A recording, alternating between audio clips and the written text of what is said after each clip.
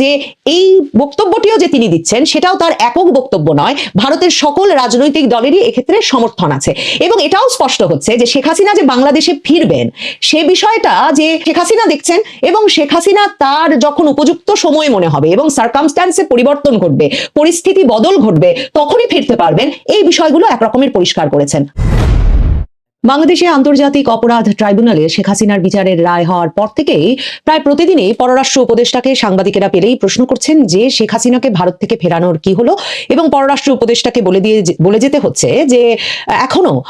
শেখ হাসিনাকে ফেরানোর ব্যাপারে ভারত থেকে তারা কিছু জানতে পারেন নাই। এখন ভারতের পররাষ্ট্রমন্ত্রী এস জয়শঙ্কর এক সাক্ষাৎকারে এনডিটিভির সিইও এবং এডিটর ইন চিফ রাহুল কানওয়ালের সঙ্গে এইচটি লিডারশিপ সামিট 23 বছর ধরে এই অনুষ্ঠানটি হচ্ছে, যেখানে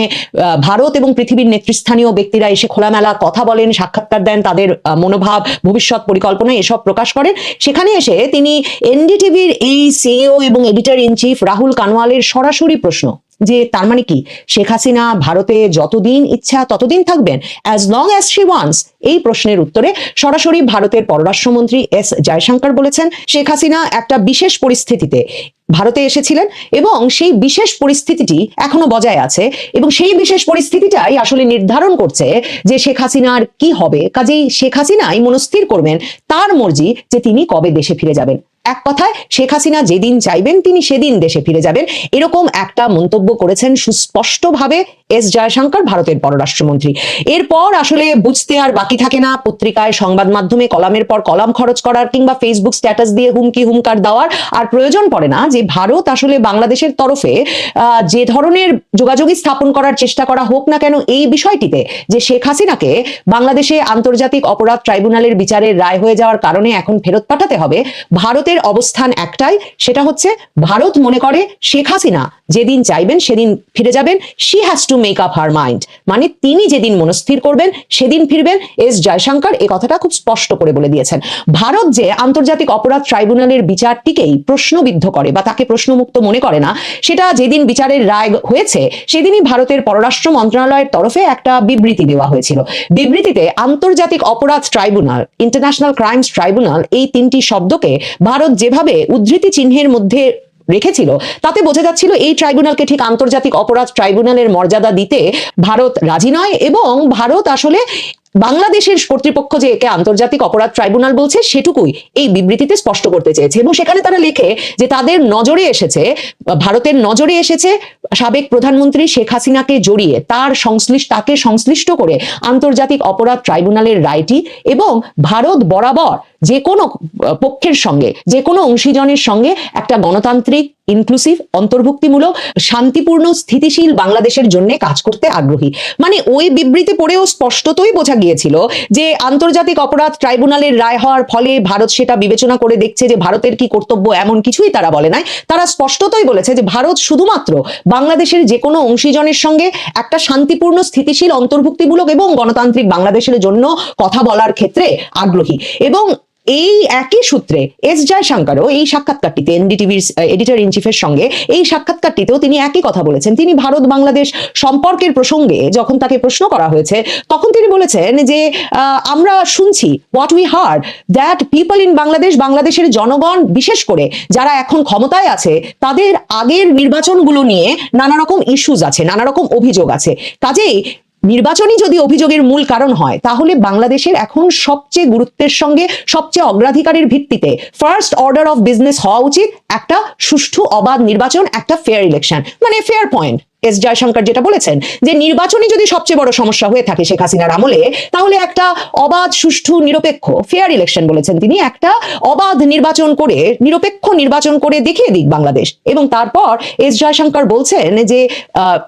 বাংলাদেশের সঙ্গে দ্বিপাক্ষিক সম্পর্কের ভবিষ্যৎ নিয়ে তিনি অত্যন্ত আশাবাদী, কারণ বাংলাদেশ সবসময় একটা গণতান্ত্রিক প্রতিবেশী রাষ্ট্রের ব্যাপারে আগ্রহী। মানে তিনি পরিষ্কার করছেন যে ভবিষ্যতে সম্পর্কটা ভালো হবে তখনই যখন একটা গণতান্ত্রিক সরকার বাংলাদেশে ক্ষমতায় আসবে। তিনি বলছেন যে আমাদের দিক থেকে আমরা বাংলাদেশের সবসময় মঙ্গল কামনা করি, এবং একটা গণতান্ত্রিক রাষ্ট্র হিসেবে ভারত সবসময় মনে করে যে যে কোনো দেশে তার প্রতিবেশী রাষ্ট্রে বিশেষভাবে গণতান্ত্রিক প্রক্রিয়া গণতান্ত্রিক প্রক্রিয়া প্রতিষ্ঠা করার ক্ষেত্রে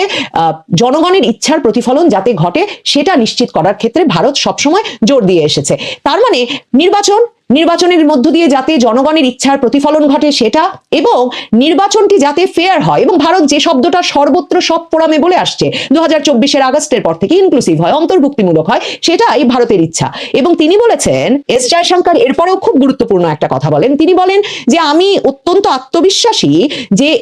এই গণতান্ত্রিক প্রক্রিয়ার মধ্য দিয়ে, মানে একটা ফেয়ার নির্বাচনের মধ্য দিয়ে, অবাধ নির্বাচন যেখানে কাউকে বাধা দেওয়া হবে না, এমন একটা নির্বাচনের মধ্য দিয়ে এমন একটা সরকার আসবে যে সরকারের একটা ব্যালেন্সড অ্যান্ড ম্যাচিওরড ভিউ থাকবে, ভারসাম্যপূর্ণ এবং পরিপক্ক দৃষ্টিভঙ্গি থাকবে, যার ফলে ভারত বাংলাদেশ সম্পর্কের উন্নতি ঘটবে। ভারত তার মানে এই ব্যাপারে, ভারতের পররাষ্ট্রমন্ত্রী অন্তত এই ব্যাপারে সিদ্ধান্ত নিয়ে ফেলেছে যে ইউনূস সরকারের না আছে ভারসাম্যপূর্ণ দৃষ্টিভঙ্গি ভারত বাংলাদেশ সম্পর্কের ব্যাপারে, না আছে পরিপক্কতা, কাজেই, এবং তারা গণতান্ত্রিক নয়, কাজেই এই সরকারের সঙ্গে কোনো সম্পর্ক সৃষ্টিতে বিশেষ কোনো আগ্রহ এস জয়শঙ্কর বা ভারতের পররাষ্ট্র মন্ত্রণালয় বা ভারত সরকারের নাই। এবং ভারত সরকারের যে এই অবস্থান, সেটা কি ভারত সরকারের একক অবস্থান? মনে রাখতে হবে 5ই আগস্ট শেখ হাসিনা ফেরবার পর 6ই আগস্ট এস জয়শঙ্করই কিন্তু পার্লামেন্টে একটা আলাদা সর্বদলীয় সভা ডেকে কোন পরিস্থিতিতে শেখ হাসিনা বাংলাদেশ থেকে ভারতে এসেছিলেন সেই প্রসঙ্গটি ব্যাখ্যা করেছিলেন, এবং তখন ভারতের সর্বদলীয় সেই কমিটি কিন্তু এ বিষয়ে একেবারে সমর্থন দিয়েছিল যে শেখ হাসিনা এসেছেন, শেখ হাসিনা যতদিন প্রয়োজন মনে করেন ততদিন থাকবেন, এবং ভারত সরকারের সেক্ষেত্রে তার জন্য উপযুক্ত ব্যবস্থা করা উচিত। সেখানেই শেষ নয়, এস জয়শঙ্কর 6ই আগস্ট 2024 রাজ্যসভাতেও একটা বিশেষ বক্তব্যের মাধ্যমে রাজ্যসভার সকল সদস্যদেরকে জানিয়েছিলেন যে শেখ হাসিনা কোন পরিস্থিতিতে, যে পরিস্থিতির কথা তিনি এনডিটিভির সঙ্গে এই সাক্ষাৎকার বলছেন, কোন পরিস্থিতিতে তিনি ভারত এসেছিলেন। সেখানে এস জয়শঙ্কর বলেছিলেন যে বাংলাদেশে 2024 নির্বাচনের পর থেকেই বিভক্তি বাড়ছিল, এবং জুন থেকে একটা আন্দোলন ছাত্রদের শুরু হয়, যেটা শেষ পর্যন্ত শেখ হাসিনা পতনের এক দফার আন্দোলনে পরিণত হয়েছিল, এবং এই আন্দোলনটা এত সহিংস হয়ে ওঠে যে আওয়ামী লীগের নেতা কর্মীদের সকল বাড়ি, ব্যবসা প্রতিষ্ঠান শুধুমাত্র নয়, সরকারি প্রতিষ্ঠানগুলোতে অগ্নিকাণ্ডের ঘটনা ঘটতে থাকে, লুটপাট, ধ্বংসযজ্ঞ চালানো হয়। এমনকি 4 আগস্ট থেকেই এই ঘটনা একটা তুঙ্গে ওঠে, যেখানে বাংলাদেশের সকল সরকারি স্থাপনা অনিরাপদ হয়ে পড়ে। এবং এস জয়শঙ্কর সেদিন রাজ্যসভার সেই বক্তব্যে এটাও উল্লেখ করেছিলেন যে সেই পরিস্থিতিতেই 5ই আগস্ট যখন কারফিউ ভঙ্গ করে বিক্ষোভকারীরা রাস্তায় নেমে আসে, তখন